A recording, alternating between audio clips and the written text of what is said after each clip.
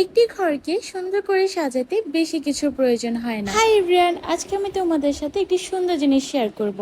আজকে দেখাবো আমি আমার রুমের এই কর্নারটাকে কিভাবে এত সুন্দর করে ডেকোরেট করলাম। রাজস্বিক স্টোর থেকে আমাকে আজকে একটা সুন্দর গিফট সেন্ড করা হয়েছে।